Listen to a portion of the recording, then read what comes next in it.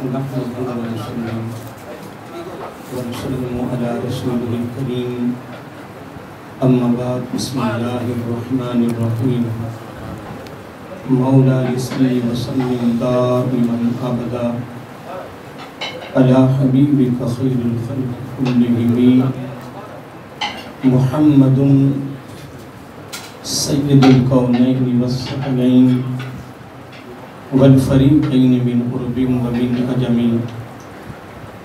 هو الحبيب الذي ترجى شفاعته لكل هول من الأحوال مقتحم ثم الرضا عن أبي بكر وعن عمر وعن علي وعن عثمان ذي الكرم نہایت واجب الاحترام خانوادہ رسول صلی اللہ علیہ وآلہ وسلم اور معزز سامع حضرات، اللہ تعالیٰ کی تعریف و توصیف اور حضور نبی کریم صلی اللہ علیہ وآلہ وسلم کی بارگاہ عالیہ مقدسہ میں نذرانہ درود و سلام خالق کائنات کا بے پایہ شکر ہے، اس کی مہربانی ہے کہ اس نے ہم سب کو اپنے پیارے محبوب علیہ السلام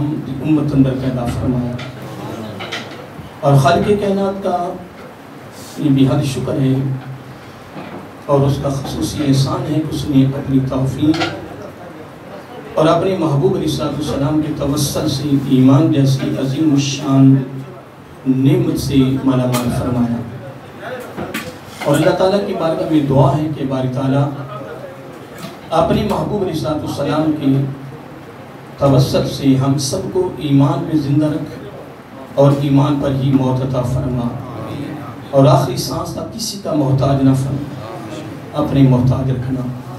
حضرات محترم، ہماری خوش نصیبی ہے کہ ہم ہفتہ وار پروگرام دعا کا بیان کے شہزادوں کی بارگاہ میں ہو رہا ہے، اس میں شریک ہیں۔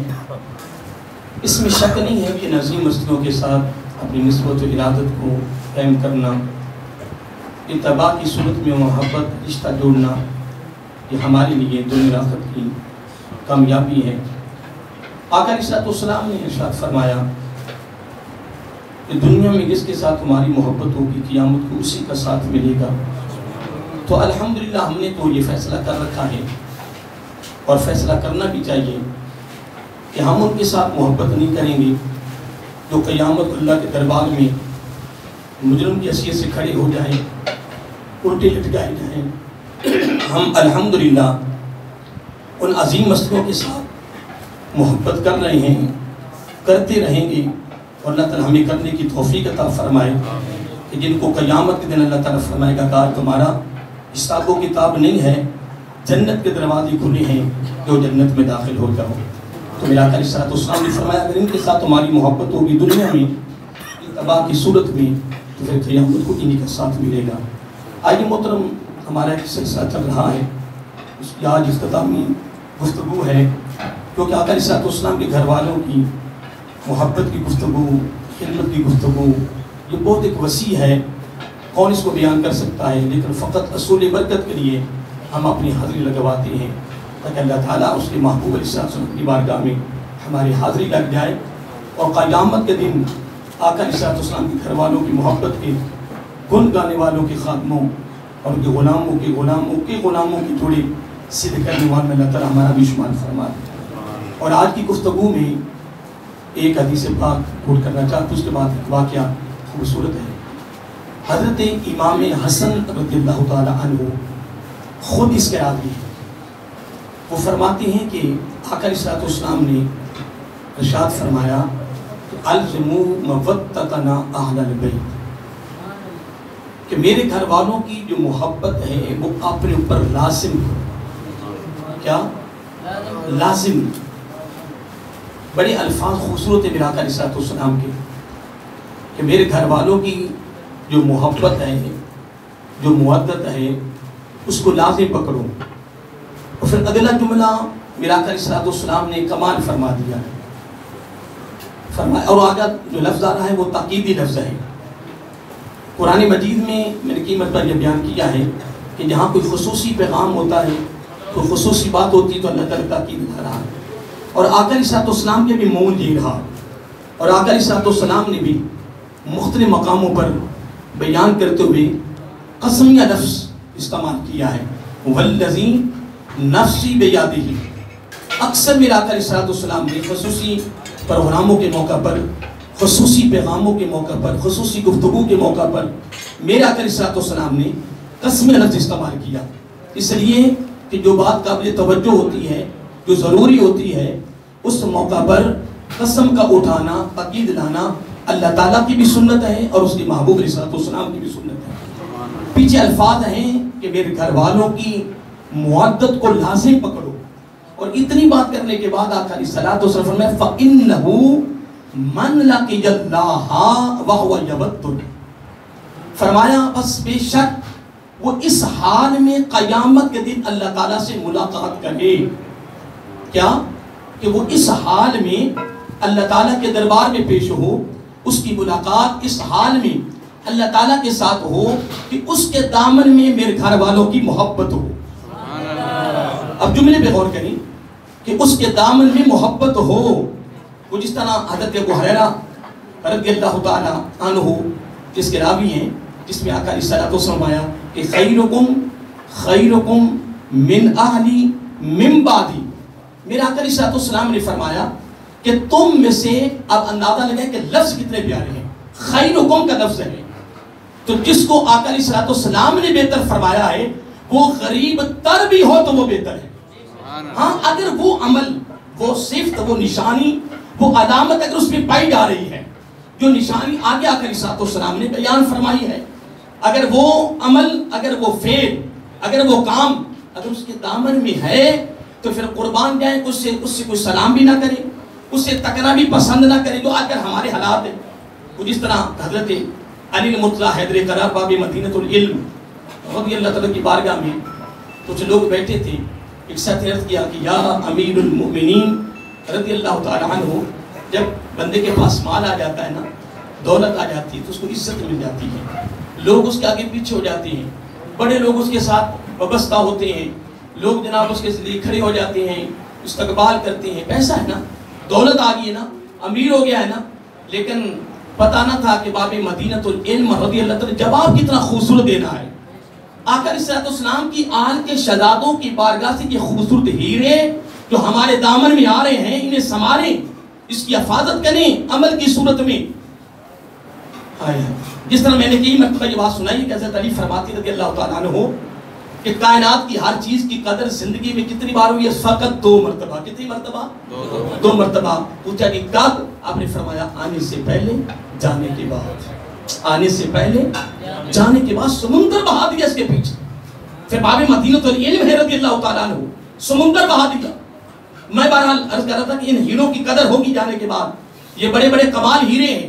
وہ میرے پاس اتنا علم نہیں ہے کہ میں آپ کو بڑا کچھ دے سکتا ہوں، لیکن اللہ تعالیٰ کی توفیق سے آقا نے آپ کے شہزادوں کا دامن پکڑتے ہوئے چند کی باتیں میرے منہ سے نکلتی ہیں. یہ میری خوش نصیبی ہے، یہ میرا مقدر ہے، یہ میرا نصیب ہے.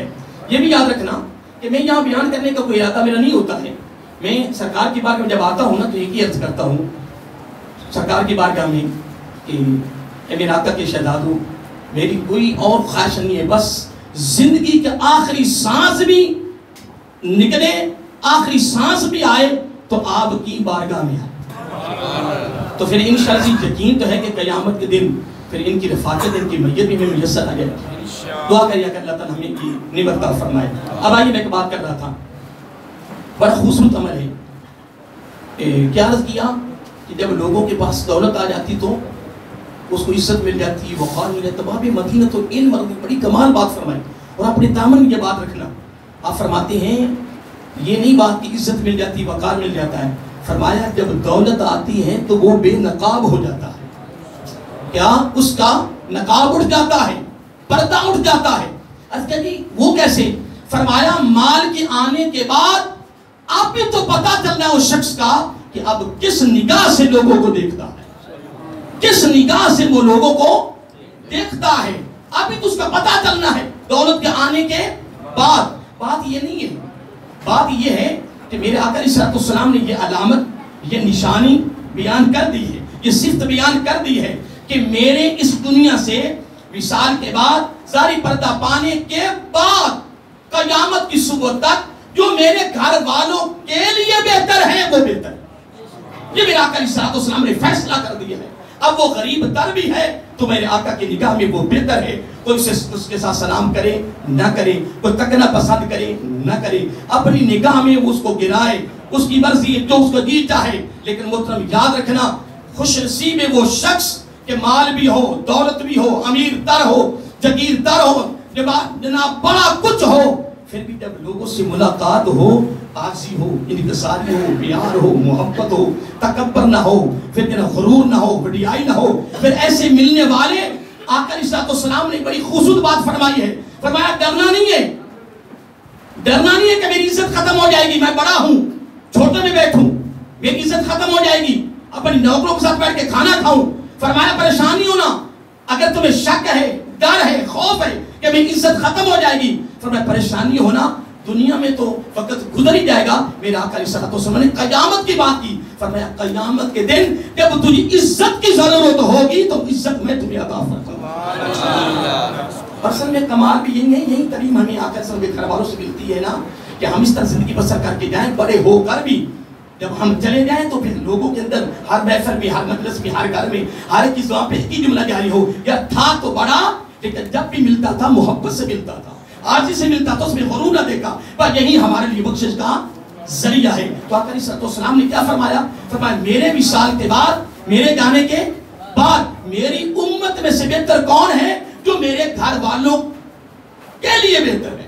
بس وہ غریب تر بھی ہے تو وہ بہتر ہے. اب آگے بڑھیے، جو میں ایک بات کرنے لگا تھا. آقا علیہ السلام نے فرمایا کہ میرے گھر والوں کی محبت کو، محبت کو کیا کرو؟ میں نے بھی بیان کیا ہے، کیا کرو؟ لازم، لازم پکڑو. میرے آقا کے حکم لازم پکڑو، یہ حکمن فرمایا. آگے کیا فرمایا؟ فرمایا فَإِنَّهُ مَنْ لَقِيَ اللَّهَ وَهُوَ يَوَدُّنَا. فرمایا بس بے شک تو اس حال میں قیامت کے دن رب کے ساتھ ملاقات کریں، تیری ملاقات ہو کہ تیرے دامن میں میرے گھر والوں کی محبت ہو. تو پھر میرے آقا علیہ السلام نے کمال فرمایا داخل الجنہ، بس یہی تیرا عمل جنت کا داخلہ ہے. لیکن اگلی بات اور کمال فرمائی، فرمایا محبت تیرے دل میں ہے میرے گھر والوں کی، میرے گھر والوں کی محبت ہے، محبت ہے، یہ داخلہ جنت ہے. ملاقات کر اس حال میں کہ تیرے دامن میں محبت ہو تو داخل الجنہ. اتنی بات کر کے پھر فرمایا بے شفاعتنا، ہماری شفاعت کے بغیر جنت کا داخلہ نہیں. جنت کا داخلہ بھی ہے تو ہماری شفاعت کے ذریعہ ہے. اب اگلا جملہ اس سے بھی کمال ہے. اب اگلا جملہ بیان کرنے سے پہلے آقا علیہ السلام نے قسم اٹھائی. حدیث کے لفظ ہے، پیچھے تھا میرے گھر والوں کی محبت کو، محبت کو لازم پکڑو، یہ حکم فرمایا لازم پکڑو. پھر بڑی پیاری بات فرمائی، فرمایا بس بے شک اس حال میں قیامت کو تیری رب سے ملاقات ہو کہ تیرے دامن میں میرے گھر والوں کی محبت کی دولت ہے. تو فرمایا داخل الجنہ بشفاعتنا، پھر ہماری شفاعت. یہ شفاعت سے مراد نبی پاک کے گھر والوں کی محبت ہے. یہ شفاعت سے مراد کیا ہے؟ نبی پاک کے گھر والوں کی محبت ہے. فرمایا یہ محبت ہی شفاعت ہے. فرمایا یہ داخل جنہ جو ہو رہا ہے نا، یہ ہماری شفاعت کے ذریعے ہو رہا ہے. اتنی بات کرنے کے بعد اب آگے آقا علیہ السلام نے قسم اٹھایا، کیونکہ اگلی بات بڑی ضروری اور بڑی قابل توجہ آ رہی ہے. فرمایا والذی نفسی بیدہ، مجھے اللہ تعالیٰ کی عزت کی قسم جس کے قبضہ قدرت میں میری جان ہے. قسم اٹھا کر فرمایا لا ینفع عبدا عملہ. اب آئے میدان میں نکلے محترم کوئی تو فقط حقیقت میں داخل ہو رہا ہے اور آقا صلی اللہ علیہ وسلم کے گھر والوں کے لیے تو پتہ نہیں کیا کیا کہہ رہا ہے. اور امام حسین رضی اللہ بارہ میں تیرے الفاظ بدبختہ کچھ عجیب سے ہے. یزید کے حق میں تو بول رہا نا، آنا حدیث بڑی سند کے ساتھ بیان کر رہا ہوں، اور اس محفل میں بڑے بڑے اہل علم بیٹھے ہیں بڑی سند کے ساتھ. فرمایا پہلے ترتیب دے کر پھر فرمایا والذی نفسی بیدہ، قسم اٹھا کے فرمایا لا ینفع عبدا عملہ، قیامت کے دن کسی بندے کے عمل کام نہیں آئیں کے. اب آؤ کیا بنے گا محترم؟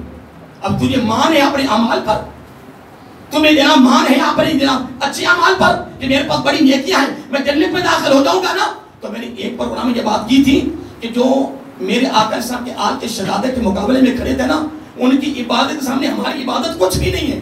وہ بڑے بڑے عبادت گزار تھے, بڑے تہجد پڑھنے والے تھے, پر ان ظالموں کو پتہ نہ چلا کہ جس جنت کے لیے تم عبادت کرتے ہو اسی جنت میں ہر جوان ہوگا اور جوانوں کا سردار ہمارے سامنے کھڑا ہے. اصل میں بات یہ نہیں ہے, الفاظ وہ ایت کریمہ میں کبھی بات گفتگو کرتا ہوں, وہ جو کل سالکم اس کا آخری لفظ آتا ہے ان اللہ غفور شکور.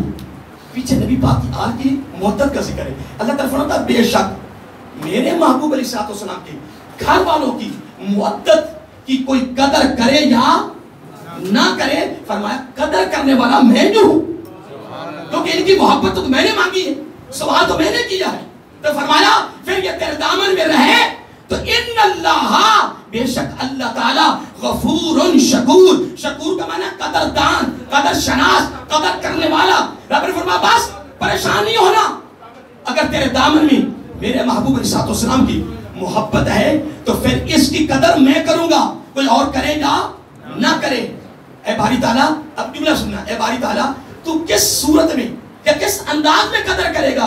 رب فرما رہا ہے بخشش کا مالک ہوں میں, بخشش ہے میرے پاس, جنت کا داخلہ میرے پاس, ہر چیز کا مالک ہوں میں. تو مولا پھر کس طرح قدر کرے گا؟ فرمایا غفور, تیرے اس عمل کی قدر کروں گا بخشش کی صورت میں. بخشش کی صورت میں. ادھر آ جاؤ, قسم اٹھائی, فرمایا قیامت کے دن, یہ جملہ اپنے دامن میں رکھے, قسم اٹھا کے نبی پاک نے فرمایا, ویسے بھی بات کر سکتے تھے, آقا سب کا فرما کے نہیں کافی تھا, نہیں قسم اٹھائی, فرمایا لا ينفع ابدا عملہ, قیامت کے دن کسی شخص کی کوئی نیکی کوئی عمل کام نہیں آئے گا.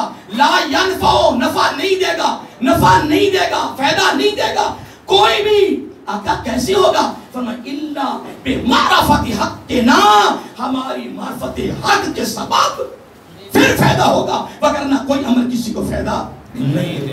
اب ٹائم ہو رہا ہے, میں بس ایک خصوص بات شامل کرنا چاہتا ہوں, میرا دل کر رہا ہے کہ میں اس کو شامل کر کے پھر میں یہ ایک حدیث کوٹ کی تھی, چند ایک بات جو شامل کی ہیں. اب حضرت عبداللہ بن مبارک رحمت اللہ تعالیٰ ایک بہت بڑے امام گزرے ہیں, 40,000 ایک وقت میں ان کے سامنے بیٹھ کے شاگرد حدیث کا درس دیتے. کتنے؟ 40,000. اور جو ہمارے اہل علم بیٹھے ان سے پوچھو کہ عبداللہ بن مبارک کا مقام کیا رہا تمہیں؟ بڑا مقام ہے, بڑا مقام ہے, لاکھوں آپ کی شاگرد ہیں, لاکھوں, قرآن و سنت کی تعلیمات کے حوالے سے, فقہ کے حوالے سے. لیکن شاگرد کہتے ہیں کہ جب موت کا وقت آیا نا تو شاگردوں کو کہا کہ یار اس طرح کرو, مجھے 4 پیسے نا اٹھا کے, کمزور ہو گئے تھے نا, مجھے زمین پہ رکھ دو. ساری زندگی میں آقا کی علم کی پھیلانے اور تعلیم دیتے دیتے حال یہ ہے, آج ان سے ڈر اور خوف دیکھی.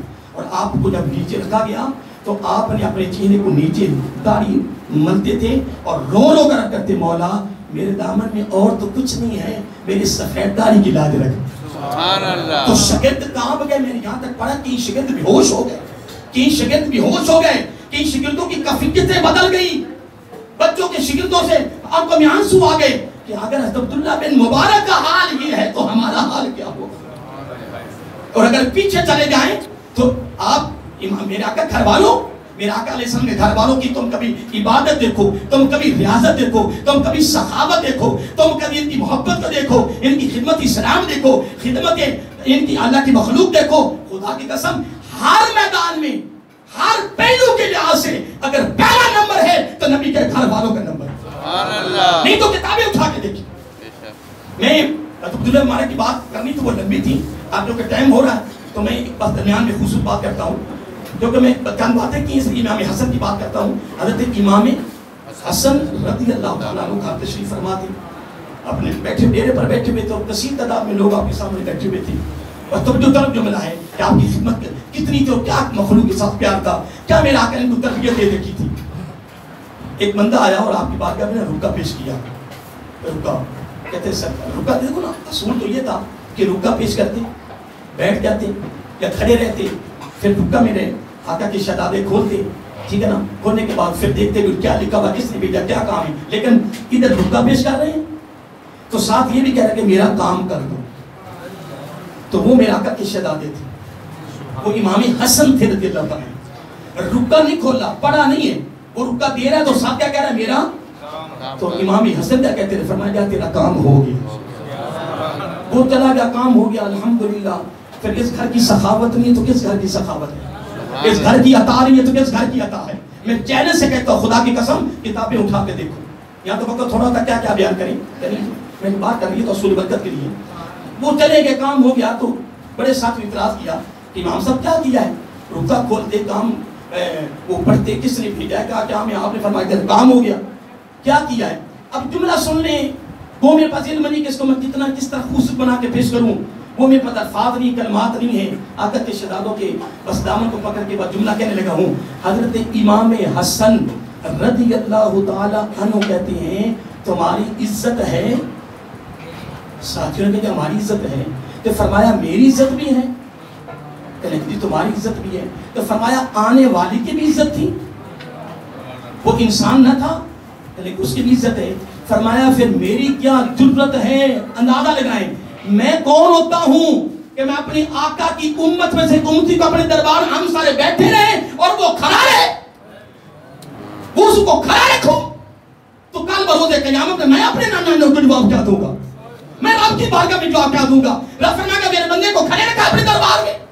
آج سرکاری محکمہ میں کام کرنے والوں تمہارے دفتر کے سامنے دادا جیسا، تمہارے جناب باپ جیسا کھڑا ہے، اور چوکیدار جو درمیان میں کھڑے ہوتے ہیں وہ اندر کوئی بات نہیں، کوئی بات نہیں. محترم یہ کرسی پہ بڑے بڑے آئے، بڑے بڑے گئے، لیکن خدا کی عزت کی قسم میری طرف دیکھنا، میرا آقا نے پریکٹیکل کر دکھایا. فرمایا اگر تو کسی کی ضرورت پورا کرنے کے لیے گھر سے نکلے، پتہ نہیں کب ملاقات ہوگی، توجہ طلب جملہ ہے. میرا آقا نے پریکٹیکل کیا، پہلا قدم ایسے باہر نکالا، فرمایا ایک قدم اس کا پیچھے ہے، گھر کے اندر ہے، اور ایک قدم باہر ہے. تو نکل رہا ہے کسی کی ضرورت کو پورا کرنے کے لیے. ابھی گیا نہیں ہے، ملاقات نہیں ہوئی. آقا علیہ الصلوۃ والسلام نے فرمایا پچھلا قدم بار بار آئے گا، بعد میں آئے گا، ماضی کے گناہ سارے معاف ہو جائیں. ابھی وہ ملاقات تو بعد کی بات ہے. پھر اگلا جملہ سن لیں. آقا علیہ الصلوۃ والسلام نے فرمایا جس نے بھائی کی ضرورت کو پورا کیا، قیامت کے دن جب ضرورت ہوگی تو تیری ضرورت کو رب پورا فرما. یہ امام حسن نے یہ تعلیمات پڑھی ہوئی تھی، یہ تعلیمات لی ہوئی تھی، میرے آقا کی تربیت تھی. تو امام حسن رضی اللہ تعالیٰ فرماتے ہیں یاد رکھنا تمہاری بھی عزت ہے، میری بھی عزت ہے، اس کی بھی عزت ہے.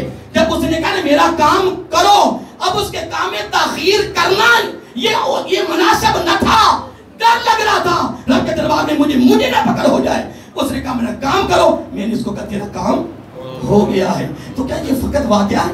نہیں، واقعہ نہیں محترم، اس میں سبق بھی ہے، درس بھی ہے، تعلیم بھی ہے، دعوت فکر بھی ہے. بس اللہ تعالیٰ کی بارگاہ میں یہی دعا ہے کہ اللہ تعالیٰ آپ کو بھی اور مجھ کو بھی آقا علیہ الصلوۃ والسلام کے گھر والوں کے ساتھ اتباع کی صورت میں مودت کا رشتہ جوڑنے کی توفیق عطا فرمائے، اور جتنی بھی محبت ہو سکے اتنی کم ہے. پھر دعا یہ کریں کہ آخری لمحہ تک وہ رہیں، قیامت کو بھی اٹھیں. فَإِنَّهُ أَنَّ اللَّهَ تو ہمارے دامن محبت آلے بیتُهُ فَمَا عَلَيْنَا إِلَّا